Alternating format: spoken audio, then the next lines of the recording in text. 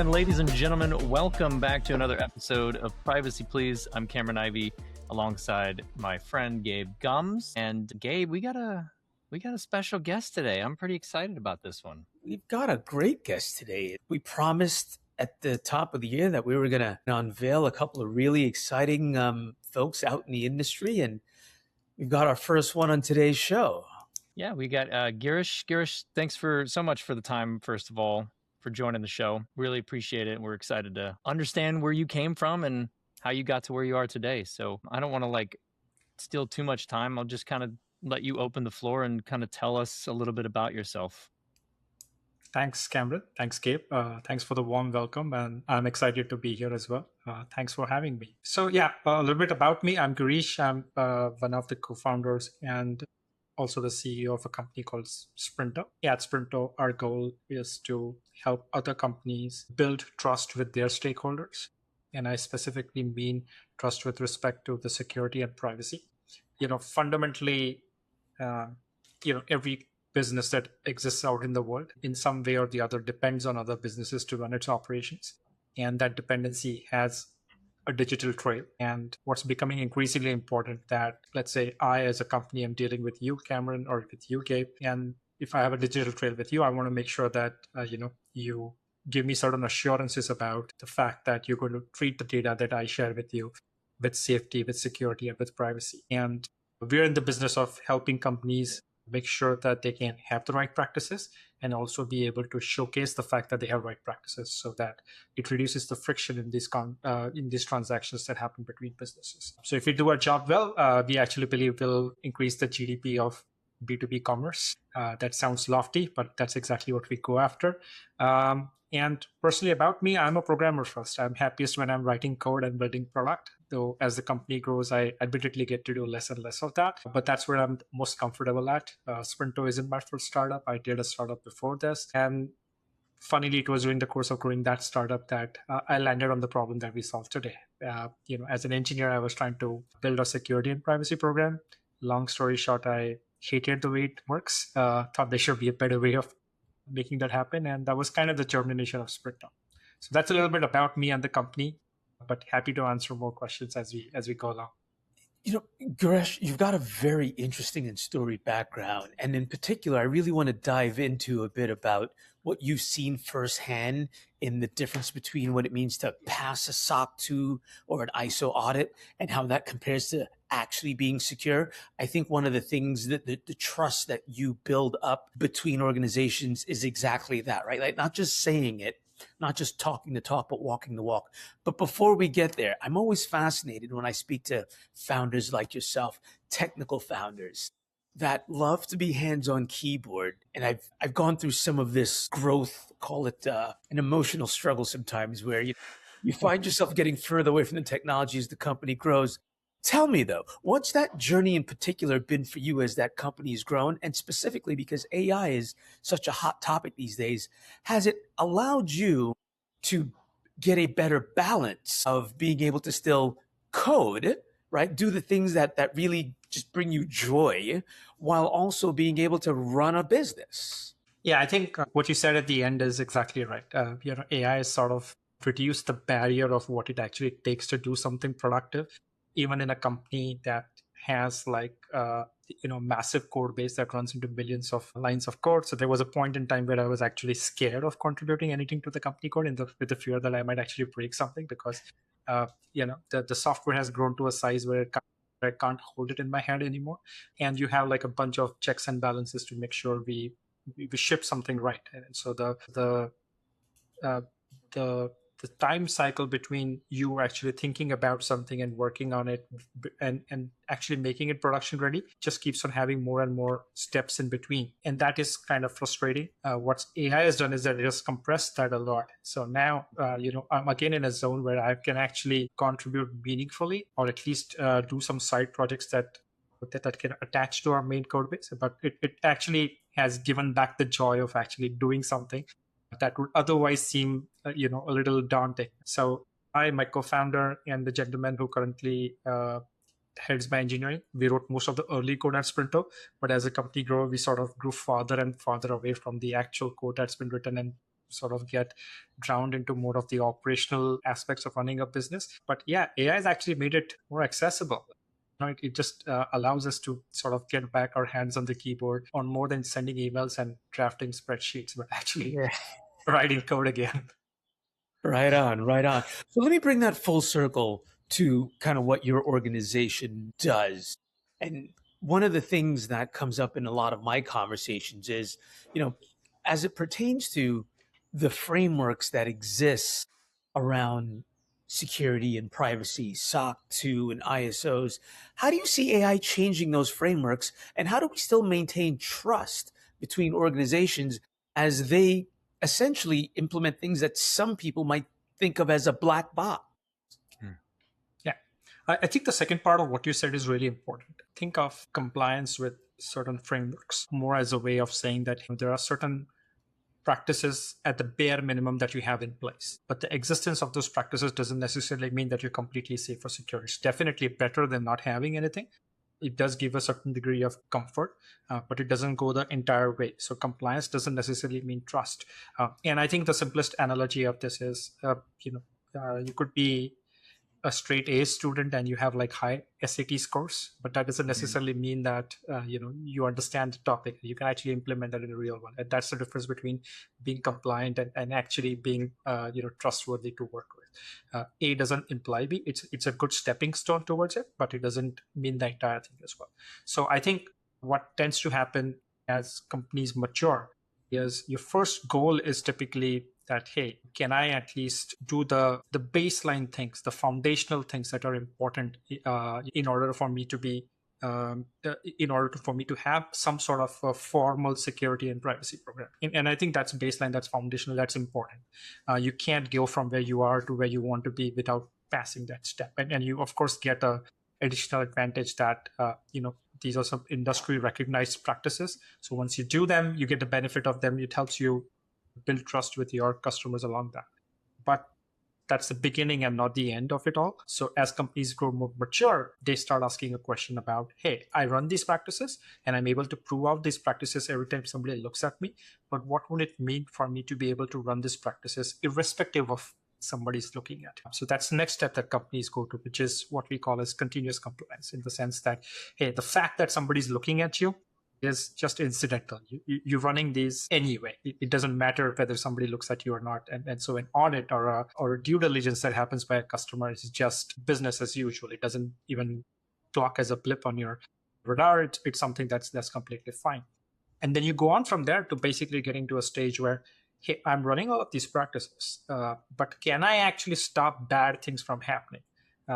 Which requires you to go like another step ahead, which is saying that, hey, I'm sort of avoiding bad things from happening. I sort of have all of these right things in place, but can I sort of foresee some of these things? Can I stop them in tracks? And if they do happen, do I have the right mechanisms to be able to react to it? And that is basically what we call as resilience, which is fundamentally a way of saying that, hey, I can avoid bad things from happening in the first place. But if they do happen, I have like shorter reaction cycles and I know how to do that. And you sort of become stronger as a business. So you go from a point where you did the foundational stuff to a point where you actually doing the things irrespective of who's looking at you, to a place where you're actually stopping bad things from happening. And every company sort of goes through this cycle. It is trust isn't a on-off switch, or it's not like whether you're trustworthy or not. There's a spectrum. And as a company grows and it has more resources to sort of spend on this, and as it becomes more and more important for a business to lie on the right-hand side of this spectrum than on the left-hand side, we see naturally companies go in that direction. And that's what we support companies to do. You get started here, but you go the full mile, when you need to. I love your statement about resilience. I love it for a particular reason. I'm a hacker by trade.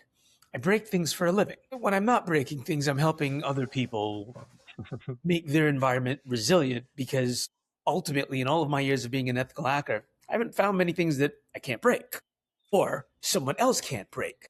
And so you'd mentioned offline that, you founded Sprinto after realizing that compliance was essentially broken at its core somewhere, right? Like along the way. What did you observe that made you come to that realization? So I'll share a little bit about specifically how my experience was. We had to become compliant with a couple of frameworks like SOC 2 and ISO 27001. And the first place where there was a problem was that these seemed like walls of text that was just undecipherable for a normal human. Like I could read it, but I couldn't make sense of what it means for my business. What do I really need to do? So translating something like a framework to what I need to do on the ground as a business, like what do I really need to do? Do I need to make sure that my employee laptops are safe? If yes, how? What specifically do I need to do? Do I need to do something on my AWS environment? If yes, what? Do I need to change some of my employee onboarding and offboarding practices? If yes, what? And it just seems like a lot of degrees of freedom, a lot of opinions, and just nobody quite sure what exactly needs to be done. Very subjective. It was very subjective, and the honest truth is that a technology startup looks very different internally than, let's say, a services company, which would look very different from a manufacturing company. And these frameworks are written in a manner that they're universal. Like you could take them and apply them in any context, and therein lies part of the problem, because then you don't know what it means for me specifically. Mm-hmm. And somebody needs to do that. And what we had to do at the time was we hired a consultant to help us sort of make sense of it all. The second problem that was there is, even if you did understand what needs to happen, actually doing it seemed like a lot of manual work. So the people who were supposed to actually audit you, they're literally, at the end of the day, proving to them that you're doing the right thing was about passing pieces of paper, a screenshot, a spreadsheet, a PDF, and you literally like doing the right thing was one part. But then, after doing that, taking evidence of all of that and then showing it to them, and they may or may not get what they want, which means they come back to you, and then you're doing that whole thing again. By the time this whole cycle is over, sometimes it becomes stale, and you're back on the horse again, and you have to start the whole thing again. It just seemed like knowing what to do was a problem. Then doing the thing itself was a problem, and then proving that you did the right thing itself was another problem. It just seemed to be a lot of just manual busy work, and that didn't sit right with me. It seemed like the important thing was to do the right thing. Everything else should sort of automatically fall into place, and especially as a young startup, where by definition you have very few resources as compared to large companies, and you really got to pick your battles to fight. This seemed like something where we're just spending a lot of time and energy and effort and not much coming out of it. Long story short, we spent, I think, more than 6 months and tens of thousands of dollars in this entire exercise. We barely got through, and it just seemed like, hey, if we had to do this again next year and year after, this was just going to be untenable. It didn't seem like a right way of running the process. It just was barely put together thing with the duct tape, and it would just collapse at any moment. Yeah. So you point out that compliance and audits tend to be this point-in-time documentation exercise, the way I understand it from what you just described there. And I'd agree with that. They do often feel like that. I personally go through one myself, right, at a regular basis. Our organization is SOC 2 compliant, and we too have to go through what is essentially a very heavy documentation process. We have a number of practices, because we are a security organization, where I feel that we have an advantage over folks that, maybe it's not intrinsic to their business, but it's not intrinsic to most businesses. So how do you take someone from a point in time documentation exercise to something that is meaningful, to something that you can trust? Mm-hmm. Actually, that's a great question. And this is what we spent most amount of time figuring out as a company. For context, one of the favorite pastimes that we did at the beginning of Sprinto was we used to just go to auditors and say, hey, audit us. And we were building a product along the way. So we got audited about a dozen times. And every time we were sort of dogfooding a product to understand how this actually works. But I think there are fundamentally three things that you need to do right in order to sort of go from a place where this becomes like a point-in-time document-based exercise to something that's just the way your business runs. The first thing that you need to be able to do well is map your program to the actual realities of your environment. Every business is very different internally, even though, let's say, the company that you work at and I work at are both technology companies. I'm pretty sure there are like many differences underneath about the way we use certain tools, what do we use them for, the business processes we have. Maybe we have some employees that are completely remote. Some of them are on site, maybe a hybrid situation. And a bunch of these business realities have implications on what your program ought to be. And the most important thing to realize is that it's not just about knowing what your program is today. Your business realities are changing over time. So you might be using, I don't know, let's say you're on AWS today and you realize that some part of your organization needs to ship a new product, or you realize that some service extra needs to be on Azure tomorrow. You started that service. How does your compliance program know and the auditor know that this change happened? Your program could be in a completely different planet as compared to your business realities. And the first problem that you need to solve is how do you sort of make sure that your program evolves as your business evolves? And how do you even set up your program in the first place, which is true with your line with your business practices? And our approach for that at Sprinto is to make sure that we talk to your underlying systems instead of depending on humans to tell us this happened. So for example, when Sprinto connects with a bunch of underlying systems, we'll talk to AWS and Azure and all the services that you might be using. And that's when you start picking up breadcrumbs of, hey, something's changed in your environment. A new person joined your company, we'll see a trace of that in your HRMS system. You started using a new service on AWS. We start seeing that within your AWS. And we can ask you, hey, by the way, I see this. Is this part of your program? What are you using this for? And the program sort of evolves on top of that. That's step number one. Step number two, you need to make sure that whatever changes that happen to your environment, we're just helping you point out the gaps on a continuous basis. It doesn't require a human to look at something, look at a database and say, hey, this doesn't look like it's encrypted and it should be. This doesn't look like it's been backed up, but it should be. This is all happening programmatically in Sprinto. So Sprinto is sort of encoding all the rules that you need to adhere to and automatically and continuously measuring those for you without a human having to be in the loop at all. So across all the entities in your environment that have an implication to your program, directly or indirectly, people, servers, machines, code repositories, whatever you have, Sprinto is continuously monitoring them and telling you that, hey, this is where this thing seems to be out of compliance, or it seems to be out of where it's supposed to be. And we're telling you that. Number three, we're not just telling you this is a problem. I think one of the common gripes I have with a lot of software is that they just create more homework for humans to do. And then it sort of becomes this game where it's humans feeding the software rather than the other way around. Right. So we not just tell you where the gaps are, we actually go the one step ahead and tell you how you can fix those gaps. And in some cases, we actually have agents that actually fix those gaps for you as well. So do that. And the last bit, which is after doing all of this, we also help you get all of that data, all of that evidence that Sprinto has collected behind the scenes in order to do this in a manner that the auditor will be happy with it. Because at the end of the day, there's a human at the other end who's looking at all of this and saying everything's okay, not okay, et cetera, et cetera. But this, again, should not be a human process.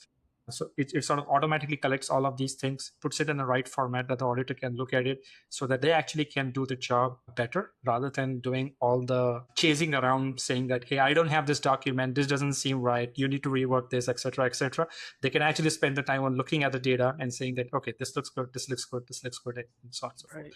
In fact, one of the most common things that we see with our auditors is that if the amount of time that they actually spend on an audit is about 10% of what it would be if they were not using something like Sprinto. And the reason that happens is because 90% of the time is just chasing people and documents. The 10% is the actual value-adding time. The everything else is just busy work that happens around it. So that's fundamentally how we work at it at Sprinto. Interesting. One more question, and then I promise I'll let Cam get in there. I have a bad habit sometimes of just let me jump in. Yo, you go. Well, just one more. This one's a thought exercise. We're gonna resurrect. Cam probably knows where I'm going. It's an old thought exercise that we like to ask guests on the show, right? But startups have this intrinsic challenge of there's a limited amount of resources, namely time and money, and there are very lofty goals to be reached. And so you really have to, it is a constant battle every second of the day to balance those things. So here's the thought exercise. You've got $100, 100, that's all you've got. If all you had was $100, what would you use it for? To move the needle in moving away from a simple point-in-time documentation exercise to something more meaningful. That's it, $100.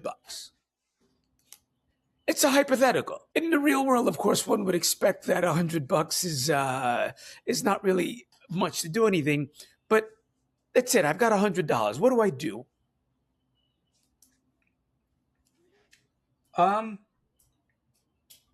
Actually, if you had $100 a month, let's assume that. I'm just going to Sure, let's extend go that a with a little month. bit. Yeah, everything is subscription based nowadays. I love that. Girish just turned it into 1,200. Go. All right.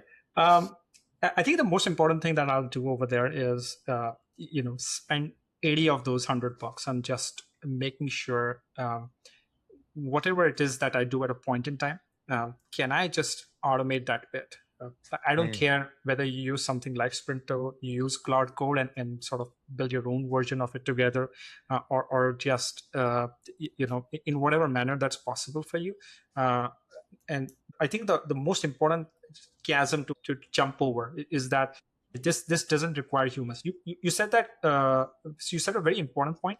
I think the toughest battle for a startup to fight is which battle to pick. There are always 100 things that go wrong, which is the one that I fix right now. And there's 100 things competing for that $100.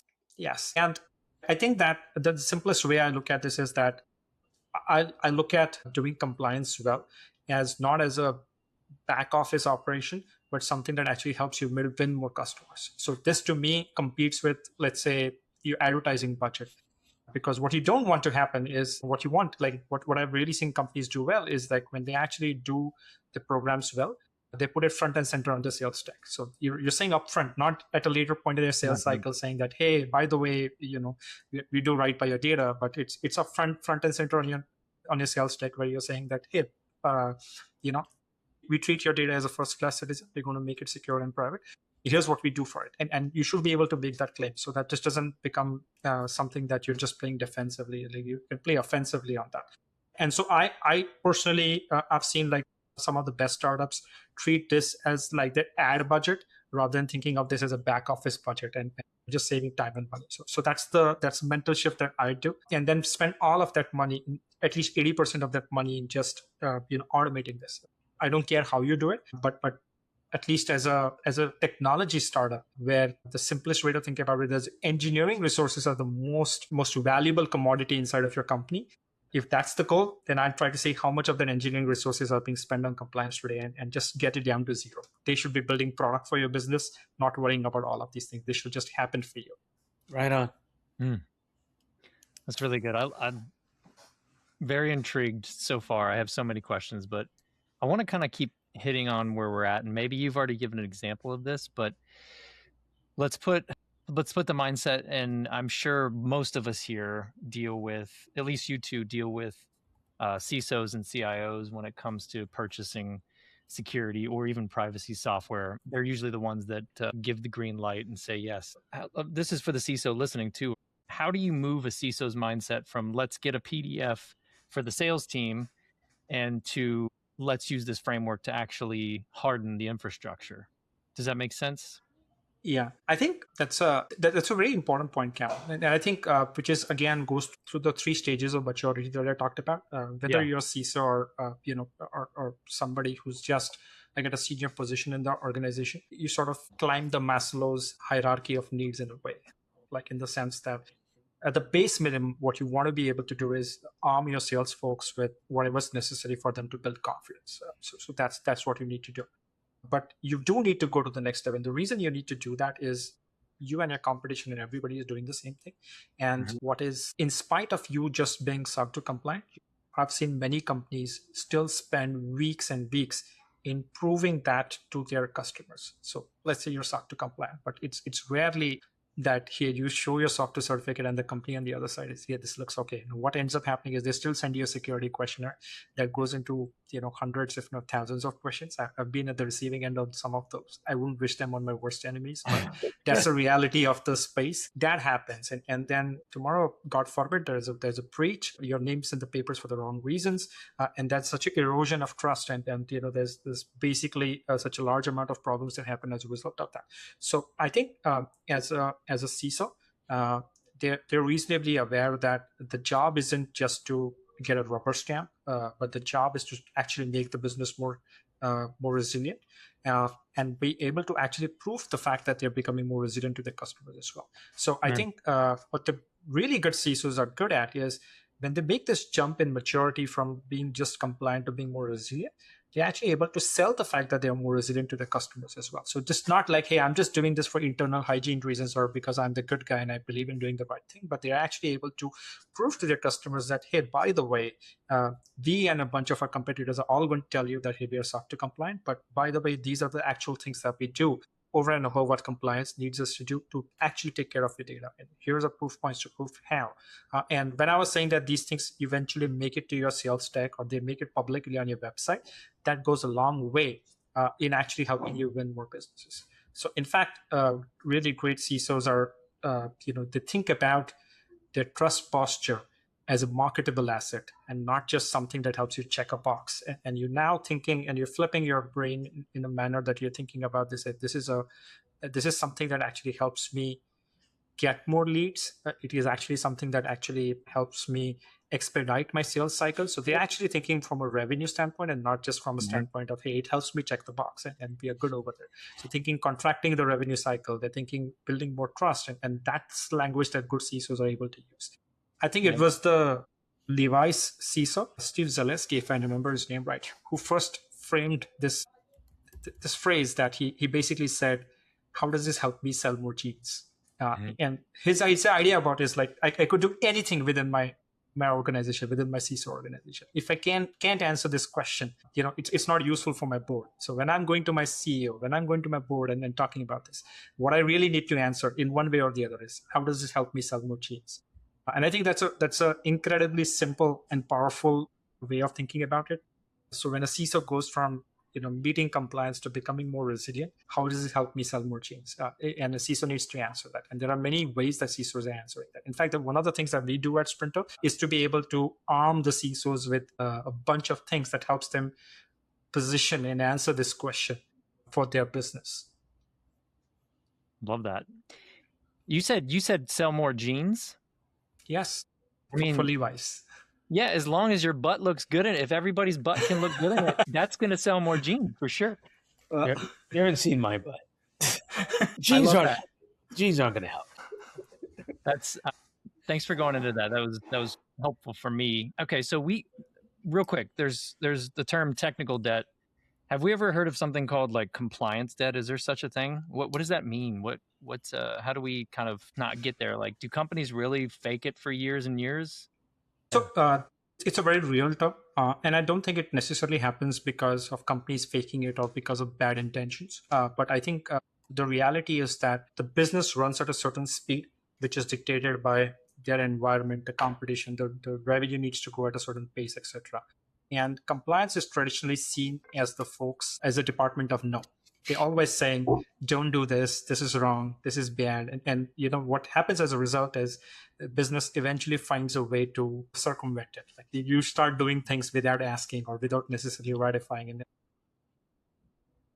So I think that, yes, compliance debt happens despite best intentions rather than somebody having any malintent. In all honesty, I'm sure there are cases where the opposite is true as well. But in majority of the cases that I've actually seen is that everybody means well, but the fact is that the business runs at a certain pace and compliance isn't just fast enough to catch up. And that's because of a bunch of things that I said. Your program is manually run, it's point in time, it's sort of divorced from the business realities that you're happening, and your business realities are changing at such a pace that compliance never got a chance to keep up, and now you're like on just different planets. And the only way, especially as we move into a world where AI is a reality, and what that is only going to mean is that the amount of software, whether it's built by the business internally or it's sort of bought externally, the amount of software that a business is going to use is just going to massively and exponentially increase. And what that means is the gap between the speed at which the business runs and the compliance runs is only going to get wider. So if you don't move to a place where your compliance is sort of in sync with the business, it allows it to run at the same pace, where different business leaders start looking at compliance as not a way for for that stops them from doing what they really want to do, but it's sort of a way that it actually supports what they're doing. This gap is only going to get wider. And I think one of the flips that really good CISOs are able to do is they're able to sort of position themselves as somebody who helps the business rather than the department of no. That's a simplest way to think about it. The most common experience that everybody has with the compliance department is the department of no. All they seem to do is say, don't do this. This is wrong. This requires this additional thing. They keep coming back to us for some documentation, etc. So the compliance has to work in a manner where it just happens behind the scenes for you rather than you having to do something specifically for it.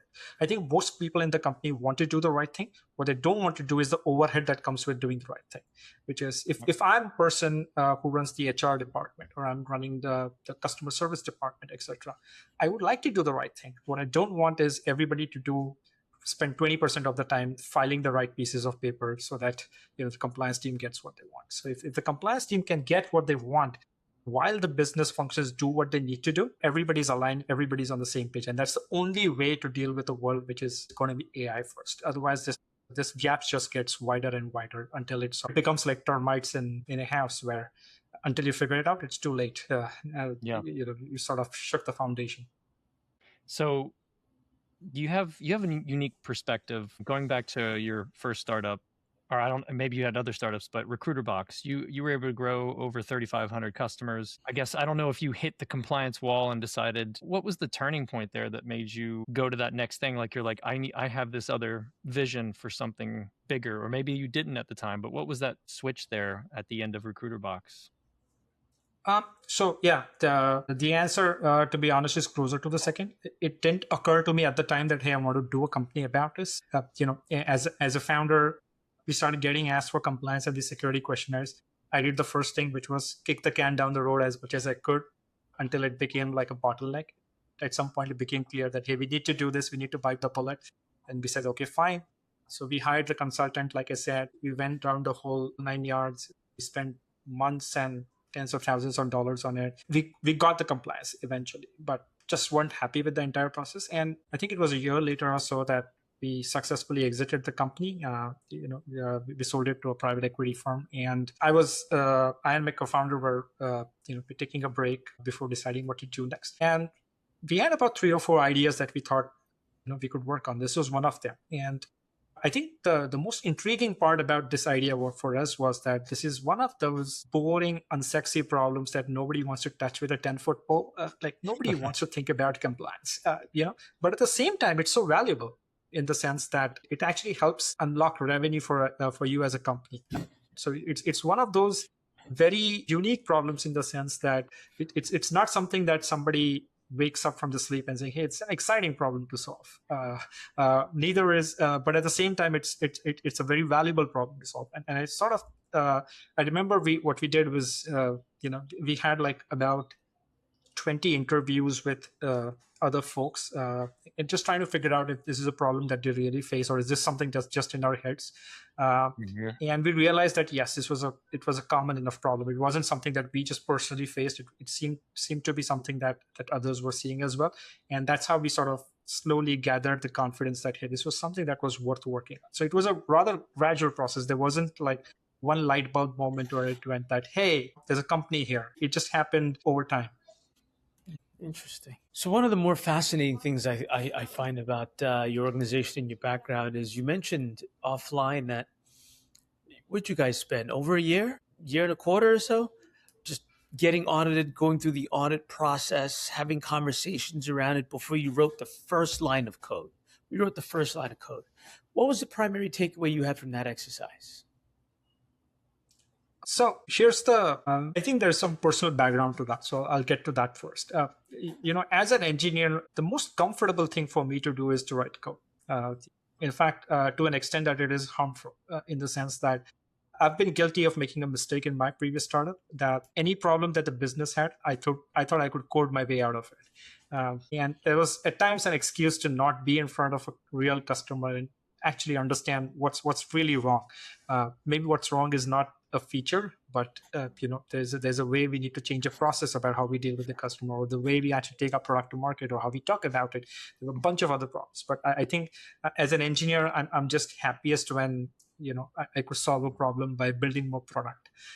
And one of the things that I did, like I was saying, I had a break between selling my previous startup and starting the next one, is we were just retrospecting on how do we do this better the next time around. And one of the promises sort of both I and my co-founder made to ourselves was, hey, we're going to do the uncomfortable thing, which is to go and talk to people, talk to businesses, understand if this is a real problem before we write a line of code. That was going to be like it's kind of like a pact that we made with ourselves. This is what we really want to do. And that's the reason why, I think the previous version of me, as soon as I realized that, hey, here's an interesting problem that we should go after, would be right in front of a computer and they said, let's code away. But we said, no, we're going to actually talk to 20 people, evaluate if this is a real problem. There's a book, I don't know if you've come across it. It's called The Mom Test. Have you read it? No, but we'll definitely put that one in the show notes. One more time, what's the name of the book, and do you happen to know the author? I don't remember the name of the author. It's The Mom Test. The Mom Test. Yes, and it's quite a simple book. It's a very small book. I think it's about 70 to 100 pages. And the book is quite simply an engineer's perspective of how to interview prospective customers. And the idea and the reason the book is titled the way it is, that a lot of customers or prospects, they tend to be nice to you the same way your mom would be. You're trying to do something, they all want to be encouraging, they want to be polite, and they say that, hey, this sounds like a great idea. But if you do build that and you take it to them, they won't necessarily buy that off you. So that's when the reality hits. And how do you really understand if what you're building is valuable enough before actually building that, and how you actually do this in a manner where people are not just humoring you or just being nice to you, to really realize that you're solving a problem. And I came across that book during the break, and it had a big influence on me. I do. As to how I want to go about solving this. Chipping that away. So I think, yes, that was so that was one of the turning points in the way how I wanted to approach the business. Like I sort of did the most comfortable thing last, which was writing code and building the product, because that, I wouldn't say it was easy, but it was still something that I backed myself to be able to do well. Gabe, you got anything else before we head to the some of the fun questions? No, I want to be respectful of time. This has been an amazing interview so far. I'll be honest, Girish, I 100% want to talk to you offline. Some of the things that you're saying resonates with me deeply for what we do as an organization. And I want to make sure we connect after this and have a deeper conversation. But before that, you've got to get through the hot seat. Well, actually, before the hot seat, Girish, if there's anything that we didn't touch on about Sprinto that you want to talk about, anything that you want to mention, or if you just want to mention, where folks can find you and find or connect with Sprinto or yourself, or anything like that you want to kind of call out. I won't take much of your time, but quite simply, we are at sprinto.com. I'm at Girish at sprinto.com. So very easy to remember. If there's anything you would like to check out about us or want to write to me, please feel free to do that. One of the things that we didn't necessarily talk a lot about, but I'm increasingly passionate about, is we passingly mentioned about this thing about software creating more homework for humans. And I deeply feel that. I've seen and used a lot of software, and then most of the times it's it feels like we are feeding the software. We're just putting things in the software in the right format, and it's just storing it for us. And our vision with Sprinto is to make it more autonomous. And what I mean by that is that software should be doing work for you rather than the other way around. You shouldn't be working for the software. And that's something that we take very seriously at Sprinto now. The leaps that have happened in AI actually enable us to build something where you could go as a company from describing business objectives that, hey, I want to become compliant, or I want to become more resilient. And Sprinto finds a way for you to getting there, rather than, it just keeping on asking you that, hey, tell me this information, put this in this box and put this into that pigeonhole, and so on and so forth, which I think is an older way of doing it. So I'm really excited about, how trust management is going to work in the future. And I believe like every company under the sun is going to need this. And the only way to make it more accessible is by making it more autonomous. You can't do that by saying that here's a software, here are the boxes in it, and here's what you need to feed in those boxes for me to get started. That's great. That actually rolls into my first hot seat question, which I think you kind of answered, but this is just fun. So on a scale of 1 to the Terminator, how do you think AI is actually going to help with compliance, or is it just going to generate more paperwork for us in the future? We actively working on making sure it's not more paperwork. Yeah. I'd really, really hate to be in a world where it just creates more paperwork for us. If Sprinto does what it is supposed to do, we should not get there. It should actually be a lot less paperwork. Is there one app in your phone that you use frequently or daily or weekly or whatever that you dislike, but you have to use it? That I dislike, but I have to use it. Yeah, let me just You check can my say phone alarm really quickly. Alarm clock is a very viable answer. That's a good one, yeah. Yeah, that's probably not a bad answer. I think that and the calendar is probably the one that I use a lot. I just feel like it could work differently, though I'm not really sure how.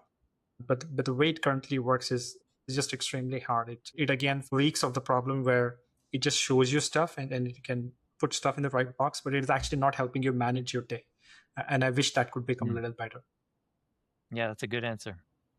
If you could sit down at a private dinner with any guest, any famous person, dead or alive, this really shows us who you kind of are underneath.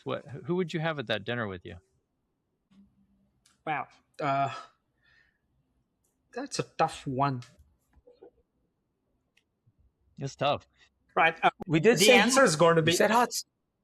Yeah, I think the answer is going to be somebody in the technology field. And I think, yeah, if I had to pick one in a short span of time, I'd probably pick this guy called Rich Hickey. He is the creator of this very esoteric programming language called Clojure. And I feel like it's pretty much the best thing that a programmer has ever built. And pardon me for picking something that's not something that's out there in the as popular, but I really feel like he has some really, really good ideas about how software ought to get built. I've lapped up every talk that he's ever given, and he's kind of semi-retired right now, or completely retired. I don't know. He's not really so much in the public domain, but I would love to get an hour of his time just to riff about how to build software. What does he think the future is going to look like, especially with AI? That's really cool. And just a coincidence, we have him on the other line. Let's bring him in. He's not. He left. I tell you what, I'm going to reach out to him, see if we can't have you both back on this show. Seriously, that sounds awesome. What was his name again? Rich Hickey, RICHHICKE. Shout out to Rich. Okay, Oh, yeah, we'll try to reach out to him. That's awesome. One more quick fun one before we let you go. This is a pretty important question. We ask a lot of our guests this. With in regards to toilet paper in your bathroom, is the toilet paper on the bottom or the top to grab it from? It's about, I don't know what you call it. Like it's about this height if I'm on the toilet. Like sort of. Like is the toilet paper? Do you put it on top or bottom? Like do you grab it from underneath? Does it roll? Yeah. Does it roll from the? I have no idea, honestly. You know what? That explains.